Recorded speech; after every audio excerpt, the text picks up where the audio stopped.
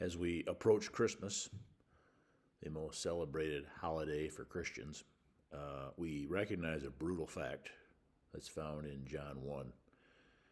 And that fact is that Jesus came to that which was his own. Jesus came to his own people, and his own didn't recognize him. Jesus represented the logic of God, how God thinks about certain things, how God works, how God acts. And that logic was not something the church of Jesus' day was capable of receiving. He came to show that it was God's intent to dismantle the system the church of that day had developed for labeling people unclean and then demonizing them for being unclean, separating, ostracizing them for their uncleanliness. Jesus came to the church of his day to declare that those who were judging others for their uncleanliness, for those who were ostracizing others for their uncleanliness, their unclean lifestyles, that it was actually those people that were destined for hell, not the unclean, like we'd all been taught. Meanwhile, of course, the church makes its living off generating fear of the unclean and an insistence upon cleanliness for its followers, as it, of course, defines such things. The church makes a living off generating fear of the poor, the alien, the outcast, prisoners, the hungry, the naked, those who have taken advantage of us. Jesus came warning that whatever we've done for the least of these, we've done to him. If you don't want to welcome the alien, Jesus said, so be it. But you are unable to welcome me then either, even on this Christmas day. It's a brutal challenge. No wonder that which was its own did not receive him, because that which was his own did not receive them. And Jesus made that clear. And frankly, it's tough. I mean, the idea of the needy alien in Jesus' day was as repugnant to the church as it is in our own day. They needy, they are consumptive of our resources. The idea of welcoming these people, the aliens, would jeopardize our own cleanliness. So they thought in Jesus' day. They'd be consuming our food, our health care, our resources, our jobs.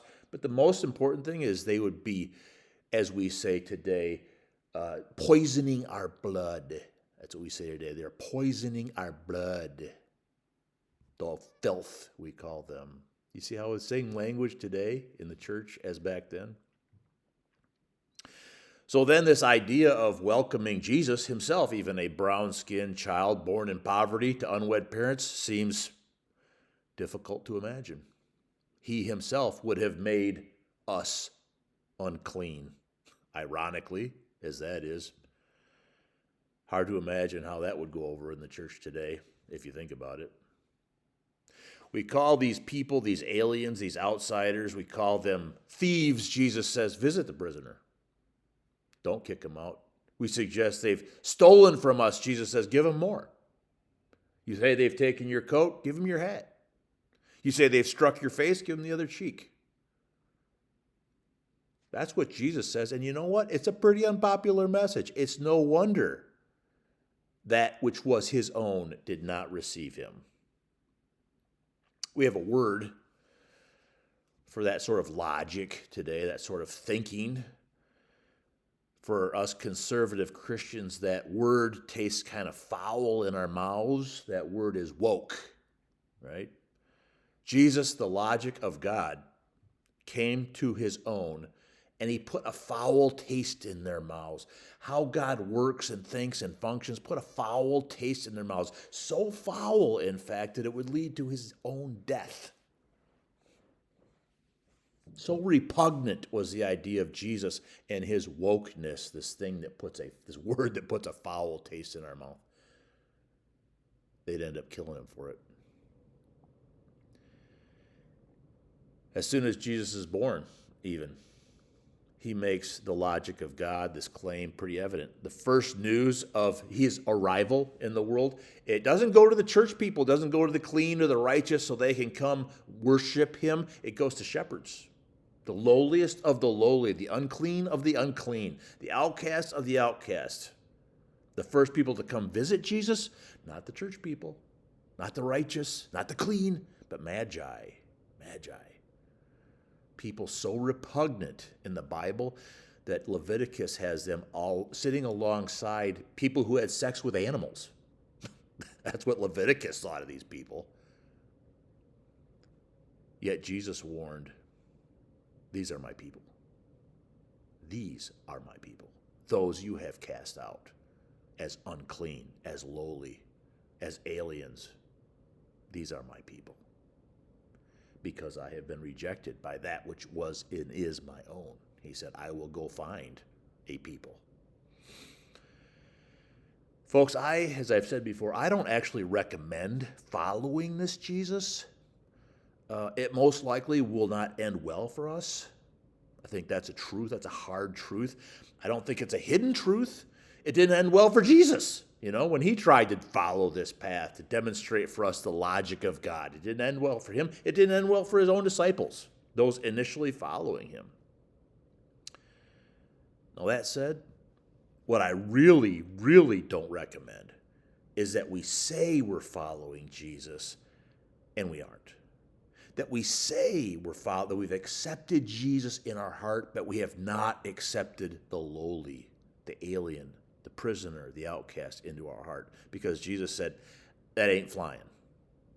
That's the one thing that Jesus shows absolutely no tolerance for, is people who say they're doing it, but clearly are not. For those folks that the church has determined to be the lowly, the outcast, the unclean, the outsider, the ostracized, for those the church has kicked out in order to maintain its own purity, Jesus is calling you on Christmas. Jesus specifically is calling you. But I suggest Festivus for the rest of us. I suggest feats of strength and airing of the grievances, especially against the poor, the outsiders, the aliens in our midst. We're pretty good at that stuff. We're pretty good at Festivus. Mostly because this idea of woke Jesus is going to put a pretty bad taste in our mouth. We're just not going to be able to stomach it. So I highly recommend that we just don't fake it. That will not end well. But to the rest of us, to the lowly, the outcast, the alien, the lost, the hungry, the naked, the alone, Merry Christmas. Jesus is calling you.